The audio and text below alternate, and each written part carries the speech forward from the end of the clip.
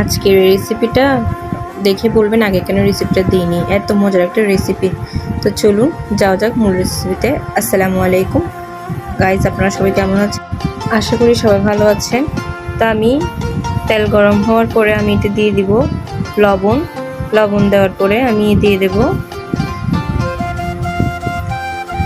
কেটে রাখা আলুটি নেড়ে চেড়ে নেব। আলু দেওয়ার পরে আমি দিয়ে দেব হচ্ছে ডিম, সিদ্ধ করে রেখেছিলাম আগে ডিমগুলো। তো আমি ডিমগুলো দিয়ে ভেজে নেব।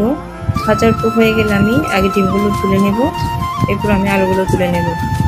এরপর আমি দিয়ে দেব হচ্ছে একটু সুগন্ধি পাতা, এরপর দিব গরম মশলা, গোটা গরম মশলাগুলো দিয়ে দেব। দেওয়ার পর আমি একটু ভালো করে নেড়ে চেড়ে নেব। ভালো করে নেড়ে চেড়ে আমি এতে দিয়ে দেব পেঁয়াজ কুচিটা আপনারা একটু বেশি করে দেওয়ার চেষ্টা করবেন। তো আমি একটু পেঁয়াজ কুচি দিয়ে দিছি।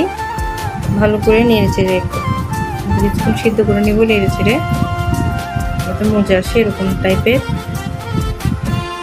এরপর আমি ভিডিওতে দেখা যে কাঁচামরিচ কুচিগুলো দিয়ে দেব। এরপরে দিয়ে দিচ্ছি আদা বাটা, এরপর দিয়ে দেবো পেঁয়াজ বাটা, রসুন বাটা, পেঁয়াজ বাটা, আদা বাটা সব দিয়ে আমি ভালো করে নেড়ে চেড়ে নিচ্ছি। আপনারা ভিডিওতে দেখতে পাচ্ছেন আমি ভালো করে নেড়ে চেড়ে নিচ্ছি।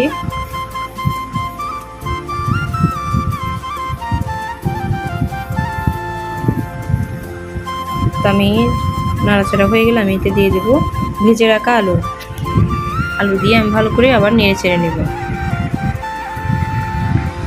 এরপরে দিয়ে দিব সামান্য 1 চা চামচ বলতে পারেন, ছোট চা চামচ ধনিয়ার গুঁড়া আর অল্প একটু জিরে গুঁড়ো, এগুলো দিয়ে আমি একটু ভালো করে নেড়ে চেড়ে নেব। ও হ্যাঁ, একটা কথা, এটার ভিডিওটা আমি অফ ক্যামেরায় মশলাটা দিয়েছিলাম, ভিডিও করতে ভুলে গেছি। একটু সামান্য রাঁধুনি করবো মাংসের মশলাতে। এরপর আমি পানি দিয়ে দিছি। পানি দিয়ে আমি ঢাকনা দিয়ে করে দিচ্ছি আলুটা সিদ্ধ হওয়ার জন্য। এখন আসছি, আলুটা প্রায় অনেকটাই সিদ্ধ হয়ে আসছে। সিদ্ধ হলে এবার আমি দিয়ে দিব আগে থেকে ধুয়ে রাখা চাল। এটা আমি 250 গ্রাম কম 1 কেজি আমি চাল নিছি। এমন আমি গোটা কাঁচামরিচ দিয়ে দিছি।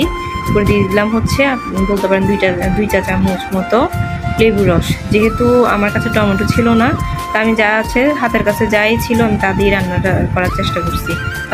আপনাদের কাছে যদি টমেটো থাকে তাহলে অবশ্যই টমেটো দিবেন, টমেটোটা দিলে স্বাদ বেশি হয়। আমি ভালো করে চালটা নেড়ে চেড়ে এরপরে দিয়ে দিচ্ছি পর্যাপ্ত পরিমাণ গরম পানি দিয়ে দিছি।